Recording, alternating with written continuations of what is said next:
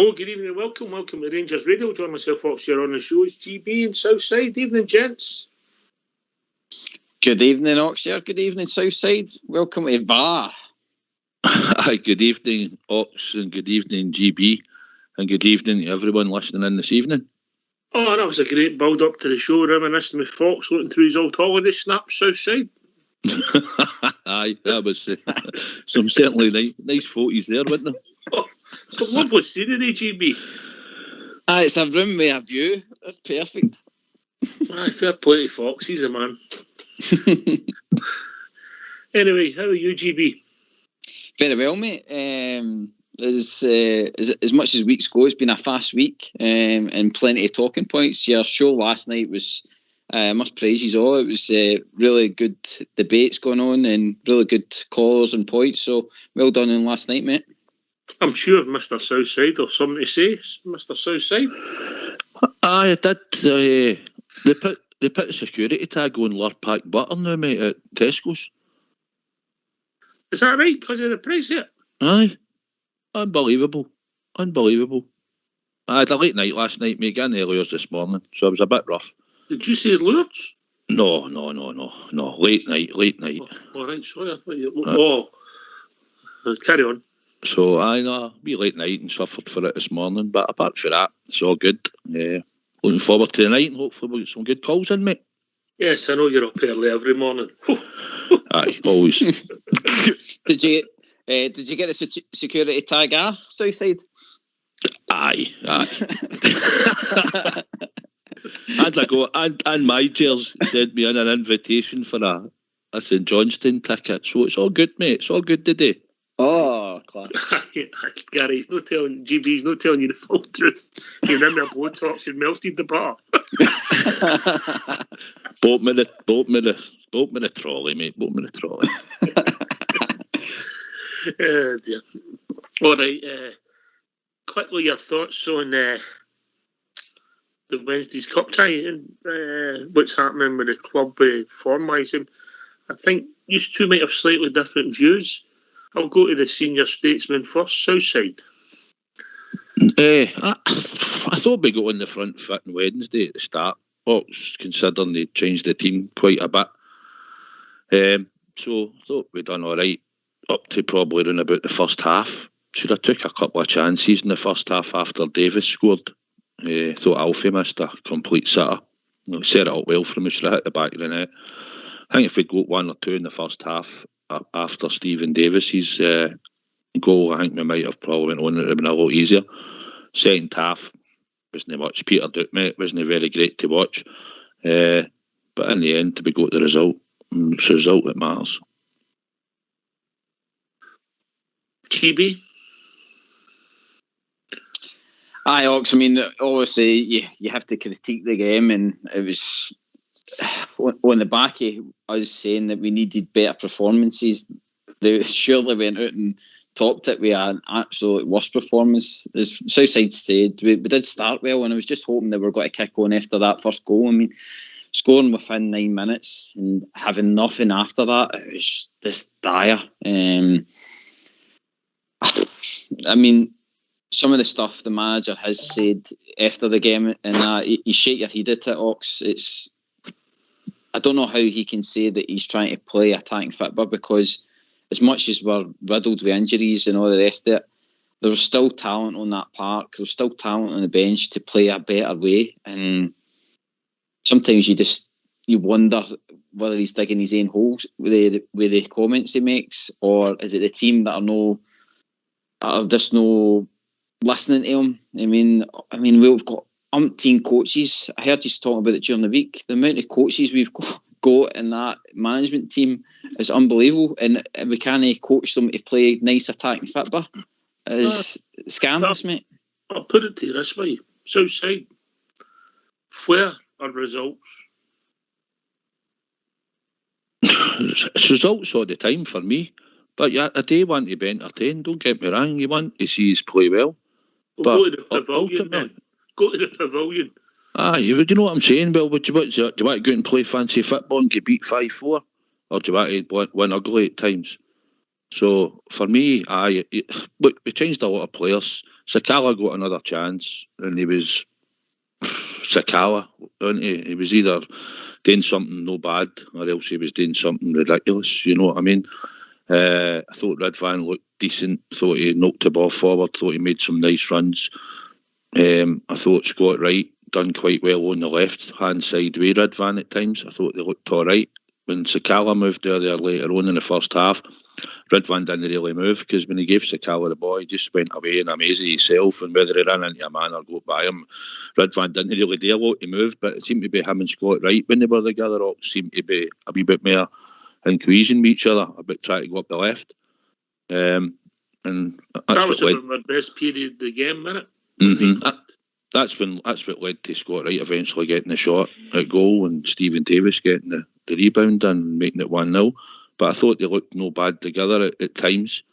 And apart from that, I thought the two young Sands and King, thought first half they just strolled it. There was nothing really up against them, was there really? So I thought they strolled it, if I'm honest.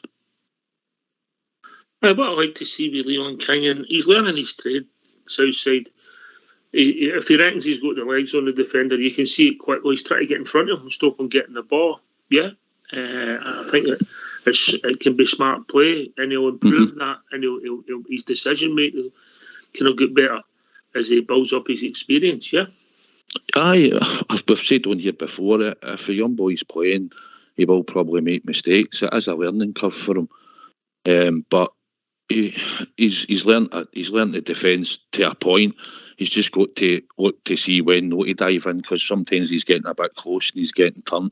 Sometimes, like you say, Docs, he's meant to go for the ball and the ball's not there. It's been nicked from him, but it's all things that he'll learn on. But at the moment, we've got a game on Saturday, which you think, and against the opposition, the way they'll play, it should be another good game for King to play, unless the manager thinks he might pull him out the game because it's the third game in 6 days. I don't know, but I'd expect him possibly to play tomorrow. But it's a learning curve for him, mate, and obviously he's going to be decent players. Davis looks quite comfortable, so if he's playing in with him, I'm sure he'll help him along. And obviously when Connor Goldstein was in there, he was obviously helping him, so he's getting a good education, but he is getting flung in at the deep end, to be honest, as well. GB, young Redvan, I said it last night, and I said it actually after the game. He done okay, particularly in the first half, and he showed that he's got a bit of ability. Now, what kind of player he's going to be, only time will tell, but what I liked is his natural balance, the way he controlled the ball when people pinged the ball on him, the way I like to see Boy's passes.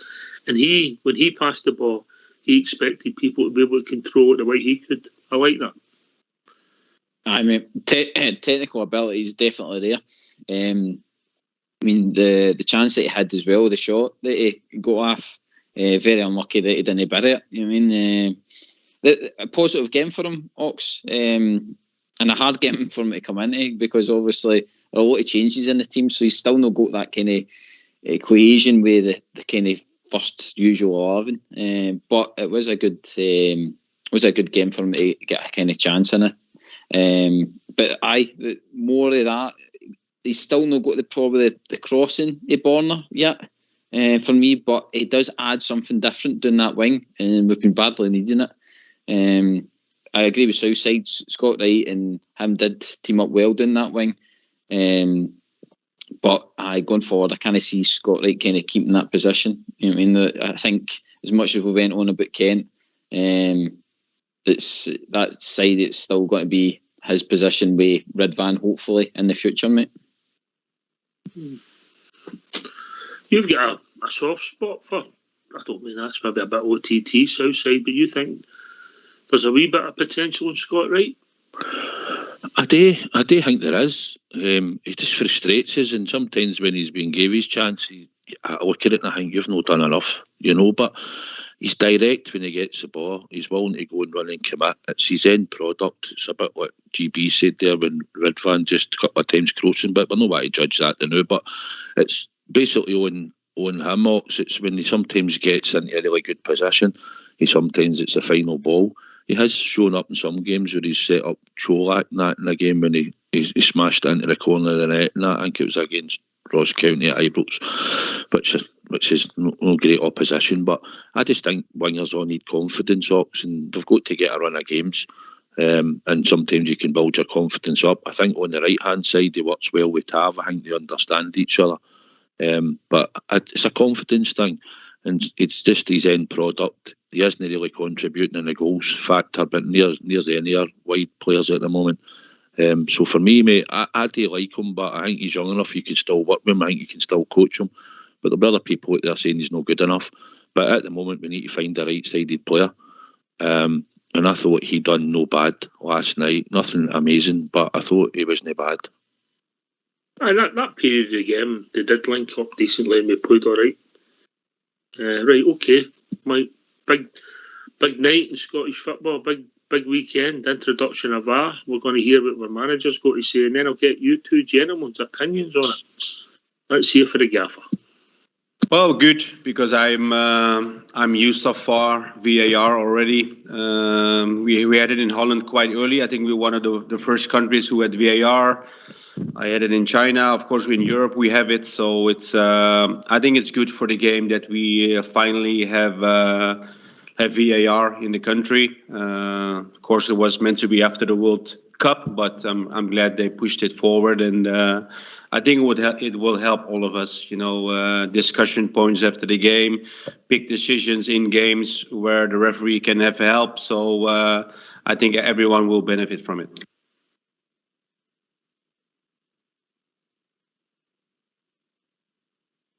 All right, so the gaffer's quite positive. GB, what's your thoughts? Overall, I'm glad it's in, Ox, but VAR seems to be only as good as the person behind the joystick, really, isn't it? It's some of the stuff you see down south when there's been a perfectly right good goal. I think one that jumps to mind straight away is the City game when Haaland's won the ball against Liverpool. It's a kind of coming together.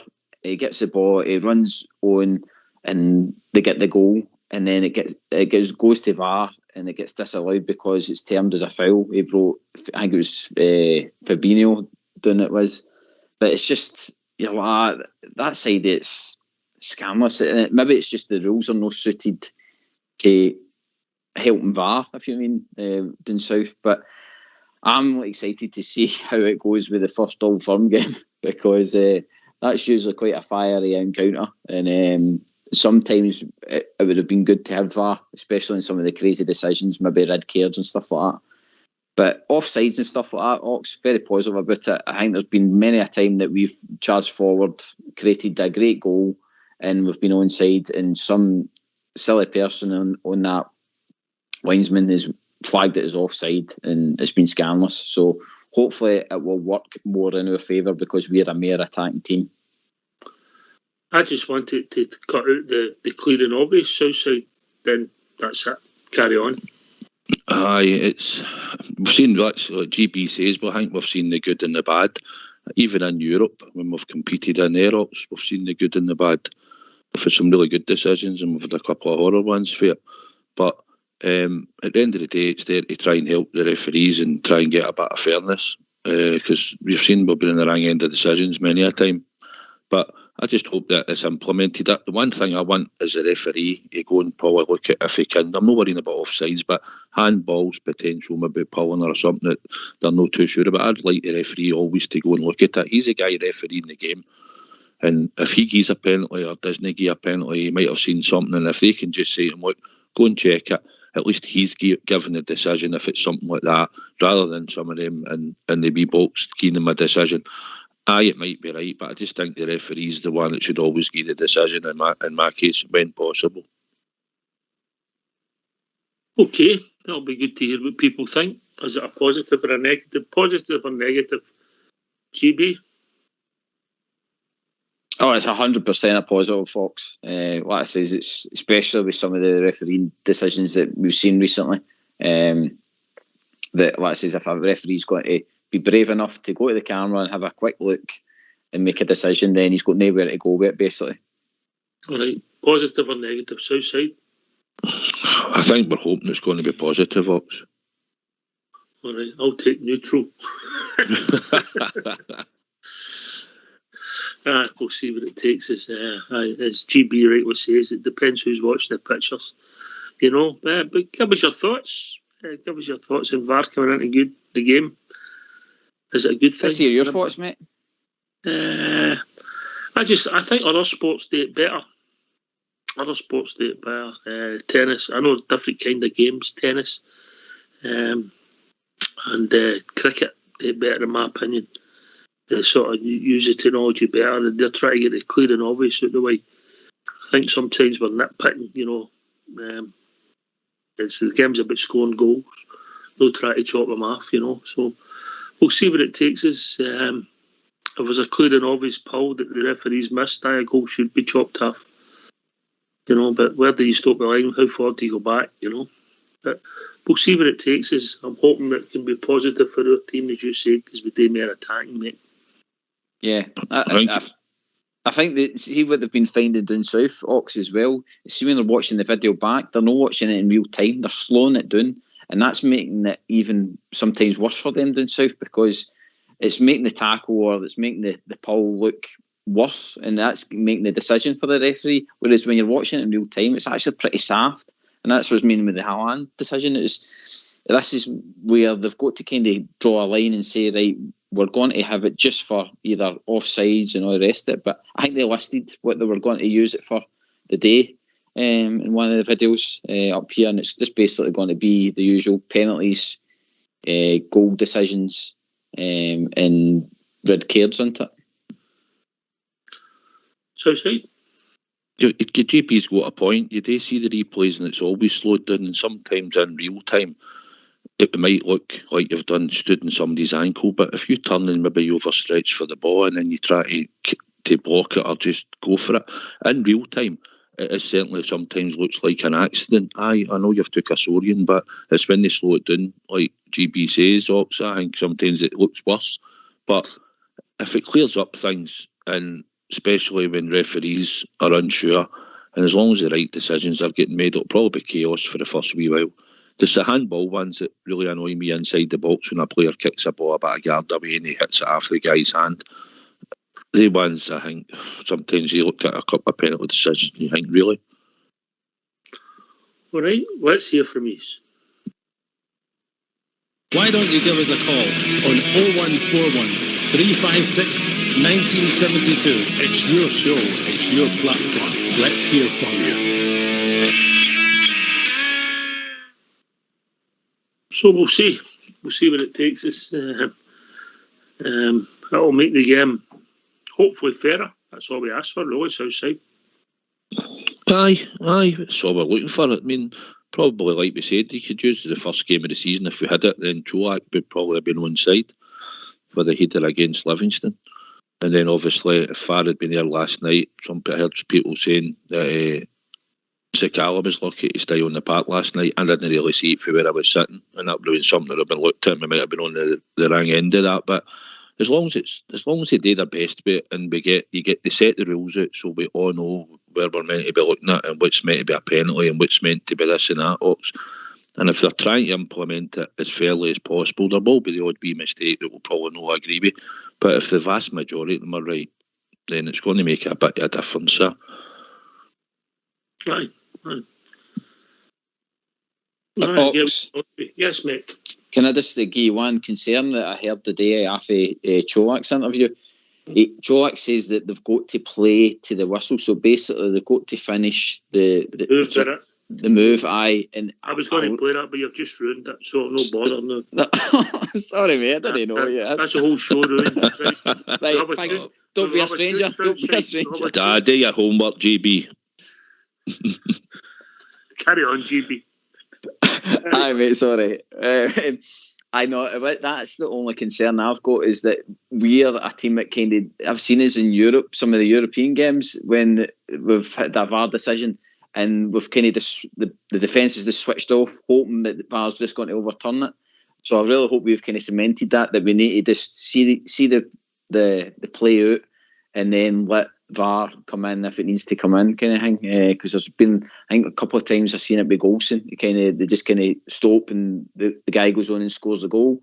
And then for what Joe I was saying today, that if that ends up happening, then and it doesn't go to VAR, it's still going to count as a goal. So we really need to be switched on, even for ourselves going forward as well, attacking, finish the attack, and then let them decide whether it's a goal or not. Not a lot to ask professional football players to play the whistle, Southside, is it? Not a new thing. No. We should be switched on at all times, you know. But it's something that'll be new, Gary, to defenders, because obviously if you think he's off and you know he's off, you're inclined to just put their horn up and stop, and you expect the linesman to put his flag up. Harry Kane done one in Europe last year or something like that, and it was right close on the halfway line, but the ball went that far. He ran on, goalie tried to save it, he stuck it in the net, linesman had the half side, and then when he went back to VAR, he was on. So it's like Cholak says, I think we'll see our strikers try and finish it. I hope our defenders chase their strikers if they get bys at any point in the other end. I hope we're all switched on, mate, to be honest. Fox has mentioned that he's concerned it's not going to cut out one of the bad things of the game, the feigning injury and the diving. Well, diving, he must have looked at his photographs again. He's got a good point there, GB, hasn't he? Aye, the only thing is, though, if the ref does get a red card, then it'll give him a chance to go and have a look at it and see if it has been I don't know, will they be allowed to give the guy a yellow card if he found that he was feigning it? Well, you know it's one of the worst things of the game, Southside, isn't it? You know? Yep, it is, and there's a few players been at it. And certain managers have come out and said it and ended up with a ban because of it, you know, and we've seen it all done. But that diving in the box, did your head in. Sometimes it's when they stick their leg out and all, and they're trying, and then they just get they feel for it. Aye, and then they just get right out, you know. But no, we know it's coming, and hopefully it'll not be needed tomorrow. Hopefully we'll not need it tomorrow, mate.